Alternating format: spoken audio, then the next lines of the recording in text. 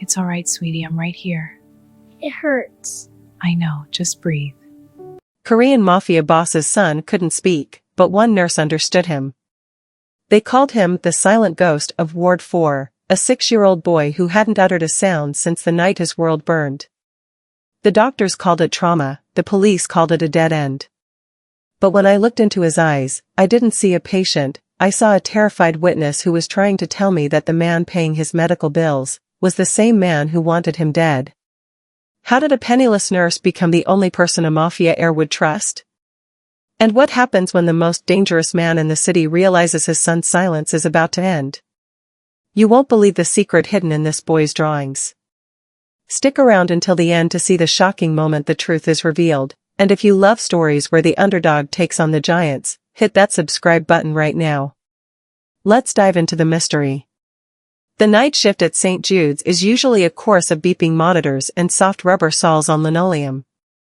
As a pediatric nurse, I've learned that children speak in a language beyond words, through the grip of a hand or the rhythm of their breathing. But Juan was different. He arrived under a shroud of mystery, escorted by men whose expensive suits couldn't hide the holsters beneath their jackets. The chart said selective mutism, but as I cleaned the grime from his small, trembling hands, I realized he wasn't just silent, he was hiding inside himself. The hospital was buzzing with rumors about his father, Mr. Kwan Ho, the city's most feared underworld figure. They said the boy was the only survivor of a brutal ambush, a prince of a dark empire with no voice to claim his throne. But tonight, the silence broke. While the guards were distracted, Juan didn't speak with his mouth. He grabbed my chart and drew a single, trembling symbol, a mark I recognized from the rings of the men standing right outside his door.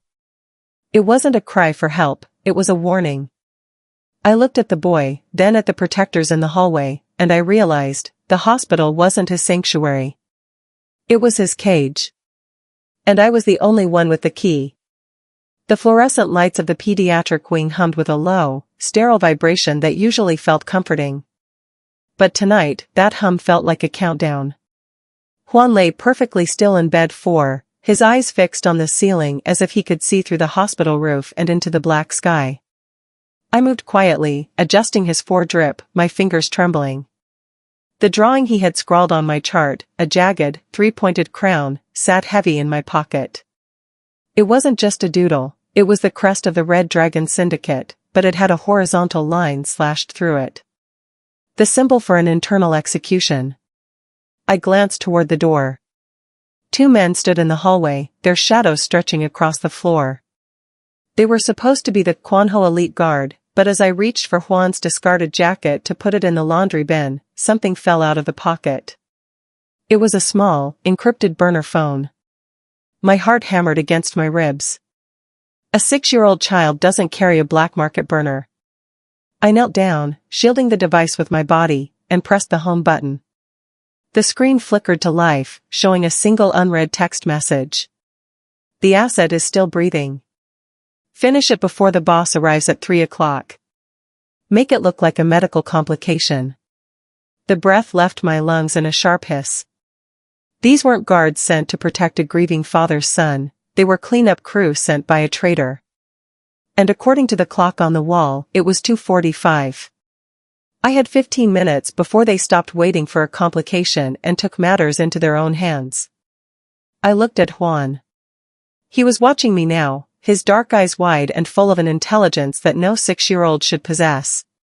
He saw the phone in my hand. He saw the realization on my face. Slowly, he lifted a finger to his lips, making a shushing gesture. But then, he did something that chilled me to the bone. He pointed at the oxygen tank beside his bed, and then he pointed at the door. They changed the tank, he whispered. The sound of his voice, his first words in weeks, was barely a breath, but it hit me like a physical blow. I looked at the tank. The seal was broken. The label was slightly crooked. It wasn't pure oxygen. Suddenly, the door handle turned. The shadows in the hallway moved. The heavy door creaked open, and the taller of the 2 guards, a man with a jagged scar running through his eyebrow, stepped into the room. His eyes didn't go to Juan, they went straight to the oxygen flow meter.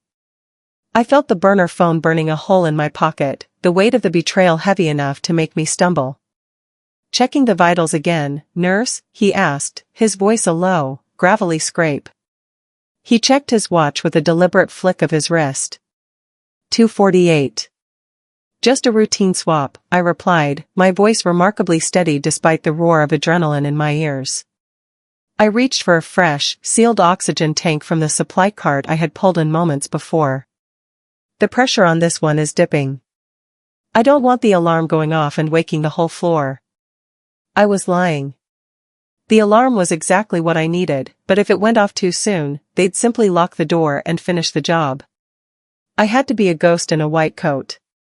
I moved between the guard and the bed, using my body to block his view of Juan's face. The boy was a statue, his eyes squeezed shut, mimicking the heavy, rhythmic breathing of deep sleep. With one hand, I gripped the wrench to loosen the valve on the tainted tank. My palms were slick with sweat. If I dropped the tool, the clang on the linoleum would be my death knell. You're very dedicated, the guard said, taking a step closer.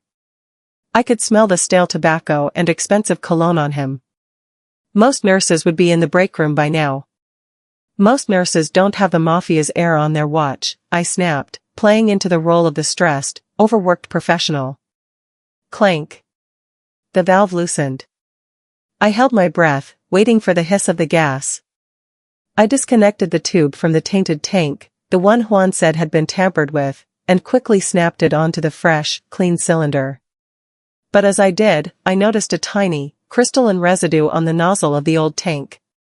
Potassium chloride. If that gas had reached his lungs, his heart would have stopped within minutes, looking like a natural cardiac arrest. Done, I whispered, stepping back. The guard leaned in, squinting at the new tank. He reached out a gloved hand, his fingers inches from the regulator. Let me see that. Suddenly, the pager on my hip exploded with a piercing blue light emergency tone. I had set a ghost alarm from the nursing station computer before entering. Code blue in Ward 2. I yelled, acting with pure instinct. I have to go. Don't touch that equipment, it's sterilized. I didn't wait for his permission. I grabbed the tainted tank, shoved it onto the bottom rack of my cart, and wheeled it out of the room with a frantic speed that looked like medical urgency. I felt his eyes boring into my back, suspicious and cold. I turned the corner into the supply closet, my heart nearly stopping when I saw who was standing there. It was the hospital director, and he wasn't alone. Standing beside him was a man in a charcoal suit with eyes like frozen iron. Mr. Quanho had arrived early. The air in the narrow supply closet felt like it had been sucked out of the room. I stood frozen, my hand still white-knuckled on the handle of the medical cart. To my left was the tainted oxygen tank, the evidence of a murder attempt, and to my right was Mr. Quanho, a man whose reputation for ruthlessness was the only thing more famous than his wealth. The hospital director looked flustered, his forehead slick with sweat. Nurse, what are you doing? I told you this hallway was to be cleared for Mr. Quanho's arrival. I didn't answer him. My eyes were locked on the boss. He didn't look like a monster. He looked like a man who hadn't slept in weeks, his shoulders sagging under the weight of his charcoal suit. But in the underworld, grief is often a mask for something darker. If he wanted his son gone to consolidate power, giving him this tank was like handing him my own death warrant. You're the one assigned to my son, Quanho said. It wasn't a question. His voice was a low rumble that vibrated in my chest. Why are you hiding in a closet with a piece of used equipment? I'm not hiding, I said, my voice sounding braver than I felt. I took a gamble, glancing at the two guards who had followed us into the hallway. They were the same men who had been in Juan's room. The man with the scarred eyebrow was watching me, his hand resting casually, too casually, near his jacket. I realized then that if I spoke the truth in front of the director and the guards, I wouldn't make it to the elevator. I found a malfunction, I said, stepping closer to Quanho, forcing him to look at me. Mr. Quanho, your son is awake. He spoke to me. But he's scared. He doesn't want to see the men with the rings. The boss's eyes sharpened. The weariness vanished, replaced by a terrifying, predatory focus. He knew exactly what the rings meant. It was the mark of his inner circle, the men he trusted most. He looked over my shoulder at the scarred guard, then back at the oxygen tank on my cart. "Leave us," Kwan-ho commanded, his voice cold enough to crack glass.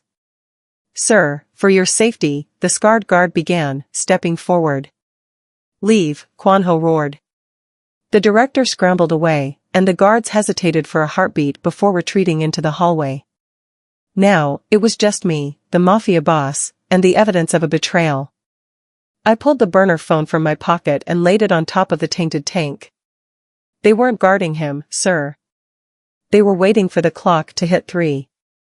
Your son is the only witness to what happened during the ambush, and the people you trust most are trying to make sure he stays silent forever."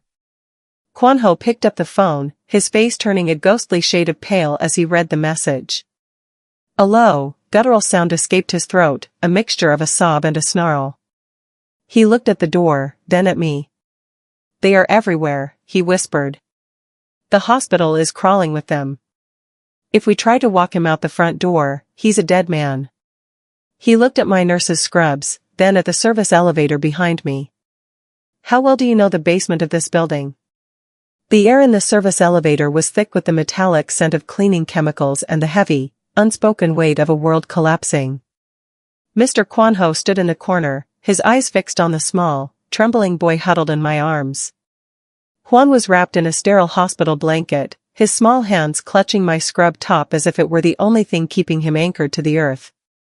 "The morgue is the only exit they won't be watching," I whispered, the elevator's floor numbers ticking down like a countdown. "The service tunnels lead directly to the loading docks for the medical examiners. If your men are waiting at the front, the traitors will be focused there." Kwan-ho nodded, his hand resting on the heavy frame of a suppressed pistol he'd pulled from a hidden holster. "The moment we step out, you are no longer a nurse. You are a target. Are you sure about this?" "I took an oath to protect my patients," I said, though my heart was hammering against my ribs so hard I feared it would bruise. "That doesn't end when the shift does." The door slid open with a soft hiss. The morgue was a cavern of stainless steel and fluorescent flickers. It was freezing, the air biting at my skin. We moved like ghosts between the rows of refrigerated units. Juan buried his face in my shoulder, sensing the proximity of death, his breath coming in jagged hitches. We were halfway to the exit when the heavy steel doors at the far end of the hall groaned. "Check the cold storage," a voice barked, the scarred guard from the ward. The director said the service elevator was activated. They couldn't have gone far. Kwan-ho pulled us behind a stainless steel gurney, his body shielding ours. The sound of boots on the tiled floor echoed, cold and rhythmic. Through the gap in the gurney's legs, I saw the beam of a flashlight cutting through the gloom. "There," the guard whispered, pointing toward a trail of water from my leaking medical cart that I'd dragged into the hall earlier as a distraction. As the guards turned their backs to investigate the cart, Kwan-ho leaned into my ear. "When I fire, run for the laundry chute at the end of the hall. It leads to the basement incinerator room. My driver is waiting in the alley behind it." "What about you?" I breathed. He gave a grim, cold smile, the look of a man who had finally found the people responsible for his son's pain.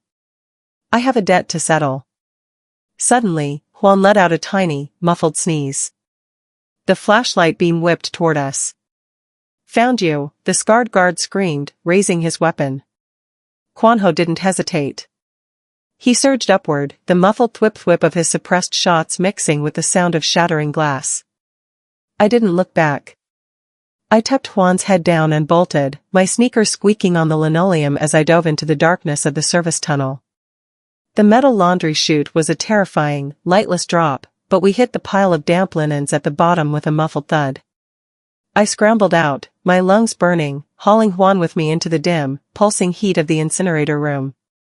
The sounds of gunfire from the morgue were already fading, replaced by the heavy, mechanical groan of the building's furnace. "We have to go, Juan." "Fast," I whispered. He didn't cry. His silence had transformed from a symptom into a survival tactic. We burst through the heavy exit door into the freezing night air of the hospital's back alley. The rain had turned to a fine, biting mist. Parked near a stack of wooden pallets was a sleek, black sedan, the safe car Kwanho had promised. The engine was idling, a low, rhythmic purr that sounded like salvation. I sprinted toward it, Juan's small weight bouncing against my chest. The driver's side window rolled down halfway. I could see the brim of a cap and a pair of dark eyes watching us through the rearview mirror. "Mr. Kwanho's orders," the driver said, his voice smooth and devoid of emotion. "The boss is delayed. He said to take the boy to the safe house in the harbor district immediately." I reached for the rear door handle, my fingers inches from the cold metal, when I stopped. My gaze dropped to the driver's wrist resting on the steering wheel. Under the sleeve of his expensive jacket, a flash of gold caught the dim street light. It was a heavy signet ring, a three-pointed crown. There was no horizontal line through it. This wasn't a loyalist. This was the mark of the syndicate's primary faction, the ones Min-jae controlled. "Wait," I breathed, pulling Juan back. "The boss said the code word was chrysanthemum." The driver's posture shifted. The smooth mask slipped, and his hand moved toward the center console. "Just get in the car, nurse. Don't make this harder than it has to be." He hadn't even tried to guess the code. There was no code, I had made it up on the spot. I didn't wait for him to draw. I turned and bolted in the opposite direction, diving behind a row of industrial trash compactors just as the car door swung open. The screech of tires echoed through the alley as the sedan reversed with violent speed, trying to cut off our escape. We were trapped. To our left was a dead end, to our right, the driver was stepping out of the car, a suppressed weapon in his hand. The hospital was behind us, crawling with traitors, and the only man who could save us was still fighting for his life in the morgue. I looked at Juan, his face pale and shimmering with rain. We were alone in a city that belonged to the people hunting us. I looked at the dark, narrow entrance of the subway system across the street, a labyrinth of tunnels that led to the city's underbelly. "Juan," I whispered, my voice trembling. "Do you trust me?" He looked at the man with the gun, then back at me. For the first time, he didn't just point or draw. He reached up, grabbed the lapel of my scrubs, and nodded once, firmly. We weren't going to a safe house. We were going to disappear into the one place where even the Mafia couldn't find us, the shadows of the fringe. Xylia and Juan are officially off the grid, but with the Mafia and the police hunting them, the city has become a giant trap. How does a nurse with no weapons protect a boy who is the most wanted person in the underworld? The next chapter takes us into the darkest corners of the city, where Xylia has to make a deal with the devil just to keep Juan breathing. If you're rooting for them to make it out alive, show your support by hitting that like button right now. It tells the algorithm this story deserves to be heard. And if you haven't subscribed yet, do it now so you don't miss the heart-pounding conclusion. The subway tunnels were a humid, screeching throat that swallowed us whole. I didn't take the trains. I led Juan through the maintenance hatches I'd learned about while volunteering at the free clinic in the cracks, the parts of the city where the map just stops. We ended up in the basement of a condemned cannery, a space filled with the scent of rusted iron and ancient dust. I laid Juan down on a pile of discarded industrial filters, wrapping him in my own damp scrub jacket. But as I touched his cheek, my heart sank. The heat was back, fiercer than before. The medical complication the traitors had planned was taking root, a secondary infection from the tainted oxygen. His breathing was becoming a wet, rattling struggle. "Water," he croaked, his voice cracking like dry parchment. I checked my bag. I had nothing but a stethoscope and a few rolls of gauze. To save him, I needed high-grade antibiotics and a saline drip, the kind of supplies you don't find in a dumpster. There was only one place nearby that stocked them, a black market pharmacy run by the Iron Dogs, a rival gang that hated the Red Dragon Syndicate even more than they hated the police. If I walked in there wearing St. Jude scrubs, they'd think I was a snitch. If they saw Juan and recognized him, they'd use him as a bargaining chip or worse. "I have to leave you for a moment, Juan," I whispered, my chest aching. "Stay behind these crates." If the door opens and I don't whistle twice, you run through that vent.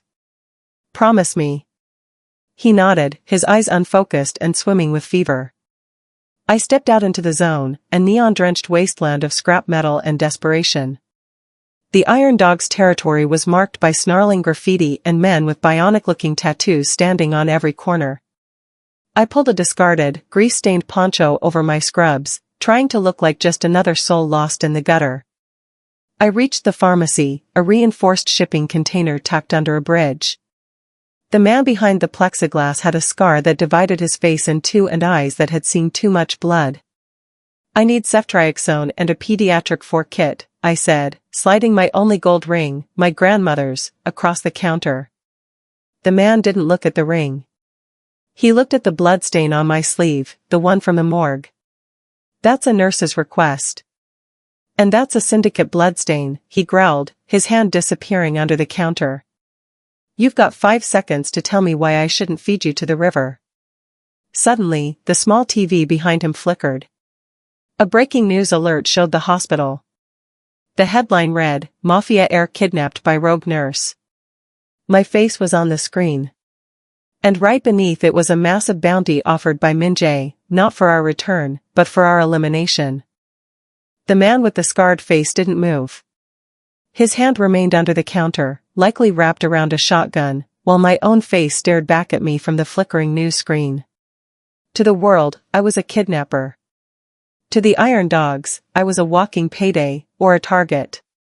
That bounty is a lie, I whispered, my voice trembling but sharp. Min-jae didn't put that up to save the boy. He put it up because that boy saw him kill his own men. If you turn us over to the syndicate, you're not getting a reward, you're getting a hit squad at your front door to clean up the witnesses.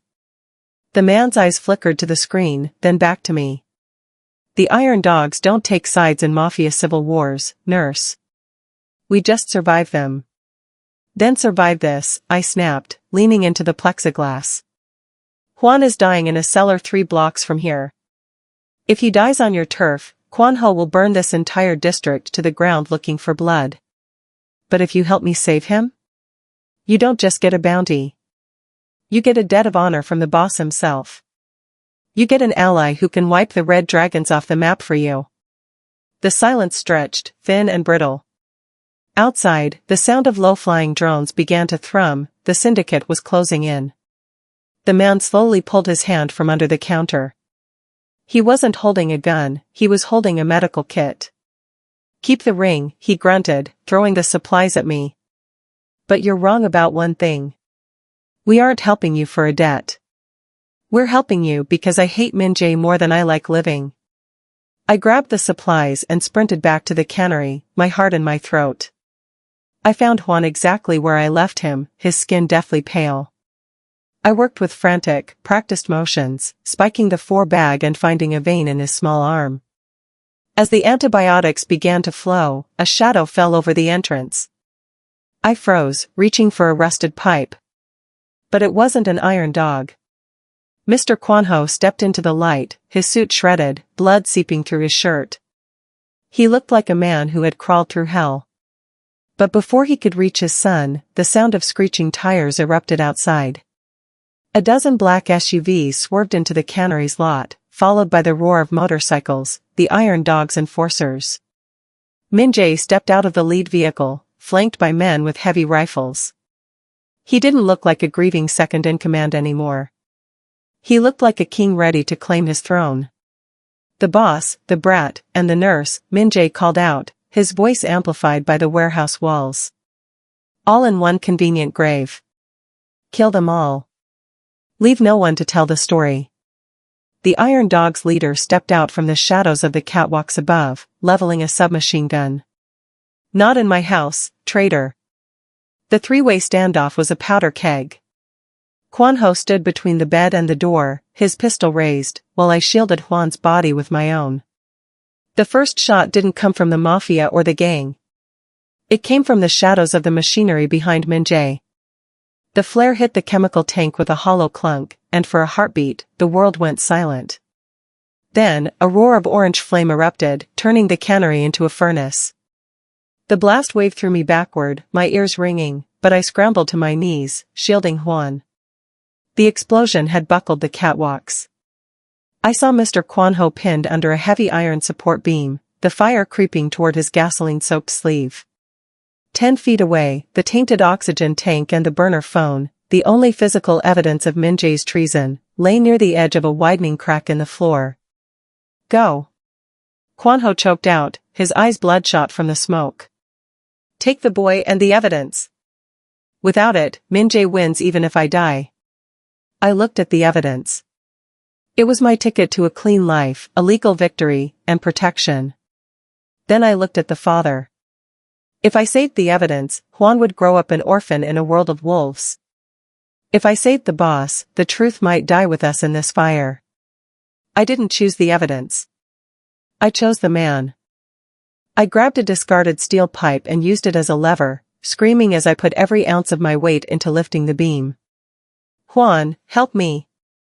I cried.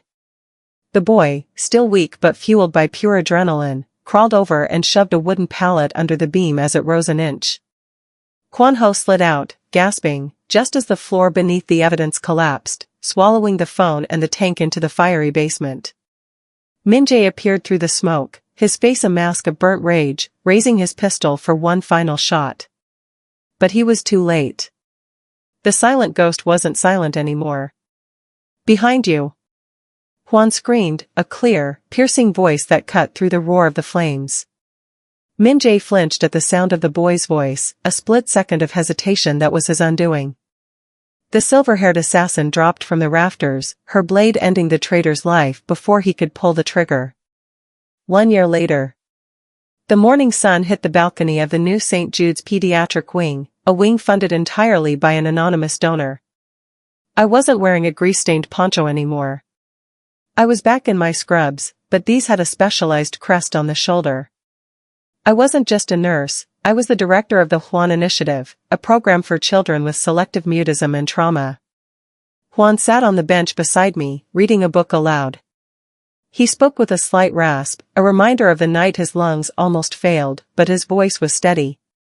Mr. Quanho approached us, no longer flanked by men with rings, but by a small, discreet security detail. He looked at me with a respect that no amount of money could buy. You lost the evidence that night, he said softly. You could have been a hero to the police. I saved a father, I replied, watching Juan laugh at a passing butterfly. In my world, that's a better trade. I am no longer the rogue nurse the news talked about. I am the woman who understood the language of silence, and in doing so, I gave a prince his voice and a city its heart. Thank you so much for watching the conclusion of this epic saga. If you loved seeing Xylia choose humanity over evidence and Juan finally find his voice, make sure to subscribe and hit the bell icon. We have more high-stakes stories coming your way every week. If you were Xylia, would you have grabbed the evidence to ensure Min Jae's legal downfall, or would you have saved the boss like she did? Let us know your thoughts below. Kindness can stand against power. I'll remember that. Good. Now what would you have done?